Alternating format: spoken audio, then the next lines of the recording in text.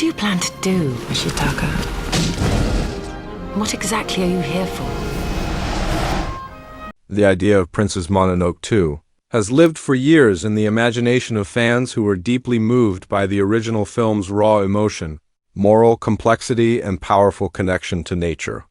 While the first story concluded with a sense of balance rather than a traditional happy ending, its world felt far too rich to simply fade away. The tale of gods, humans, forests, and conflict left behind questions about healing, coexistence, and what comes after destruction. Any continuation of this story would not be about repeating the past, but about exploring the long consequences of choices made when the forest and humanity stood on the brink of annihilation. A second chapter would naturally take place years after the original events, in a world forever changed by the fall of the forest spirit and its rebirth. The land would no longer be the same sacred wilderness it once was, nor would it be completely industrialized. Instead, nature would be scarred but slowly recovering, while human settlements would be rebuilding with a new awareness of the cost of ambition.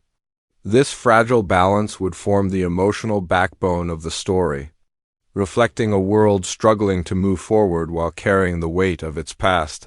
Ashitaka, now older and wiser, would return not as a cursed wanderer but as a mediator shaped by loss and experience.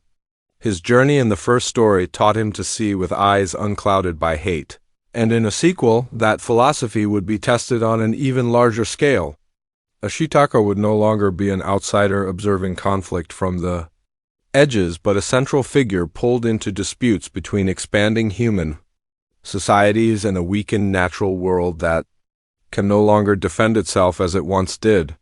His role would shift from warrior to bridge, someone trying to prevent history from repeating itself. San, the girl raised by wolves, would also have evolved. Having chosen to remain with the forest rather than follow Ashitaka, her life would be defined by guardianship rather than rebellion. In a sequel, San would face an identity crisis of her own as the old gods continue to fade and the animals she once fought, besides struggle to survive without divine protection. Her anger, once fierce and explosive, would be tempered by grief and responsibility.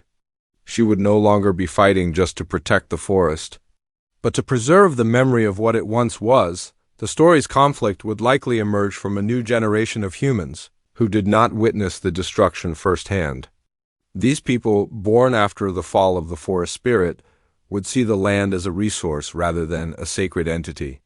Ion Town, or what remains of it, could stand as a symbol of progress trying to coexist with guilt.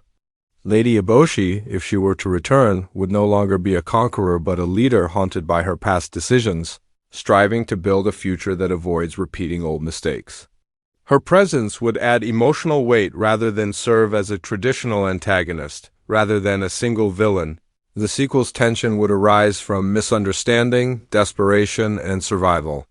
Smaller forest spirits might begin to vanish completely, causing strange imbalances in the land. Crops could fail, rivers might dry up, and animals could behave unpredictably, forcing humans to confront the reality that nature's wrath does not need gods to be dangerous. This slow collapse would push Ashitaka and San back into each other's paths, not as lovers seeking reunion, but as allies bound by duty and shared history. New characters would expand the world, including younger warriors, villagers, and children who only know the forest through stories.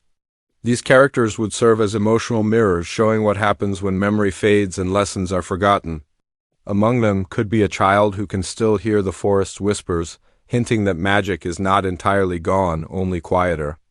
This subtle presence of the supernatural would maintain the original film's mysticism without undoing its ending. The emotional core of Princess Mononoke 2 would revolve around legacy. What does it mean to protect something that cannot be restored to its former glory? Is coexistence still possible when power is uneven and trust is broken? These questions would guide the narrative, keeping the tone reflective rather than action-driven. When violence occurs, it would feel tragic and necessary rather than triumphant, staying true to the spirit of the original story. Visually, a sequel would embrace contrast. Lush regrowth would exist alongside barren land, showing nature's resilience and vulnerability at the same time. The animation would focus on quiet moments as much as grand ones, wind moving through damaged trees, animals cautiously returning to old paths, and humans pausing before cutting down a forest they no longer fully understand.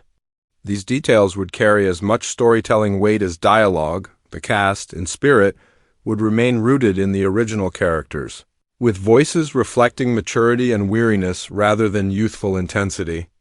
Ashitaka's calm resolve and San's restrained ferocity would be central, while supporting characters would add nuance rather than comic relief. Any new voices would feel grounded and natural, emphasizing humanity over heroism. If imagined as a real project, the release of Princess Mononoke 2 would be treated as a cultural event rather than a standard sequel. Expectations would be high, not for spectacle but for meaning. The film would not aim to surpass the original, but to sit beside it as a companion piece offering reflection instead of closure. Its arrival would spark discussions about environmental responsibility, generational memory, and the cost of progress. Just as the first film did decades ago, a hypothetical trailer would avoid revealing too much. Instead of dramatic battles, it would focus on atmosphere, distant drums, silent forest, brief glimpses of familiar faces older and changed.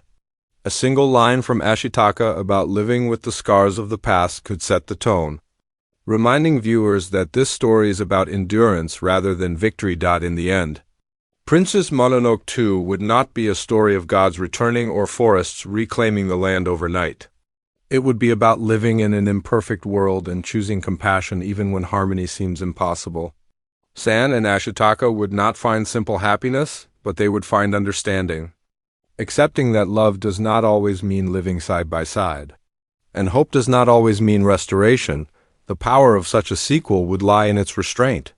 By honoring the original's themes and refusing to offer easy answers, it would stand as a meditation on humanity's relationship with nature in a time when those questions feel more urgent than ever. Whether real or imagined, the idea of Princess Mononoke 2 continues to resonate because the story it wants to tell is not about the past, but about the future we are still shaping.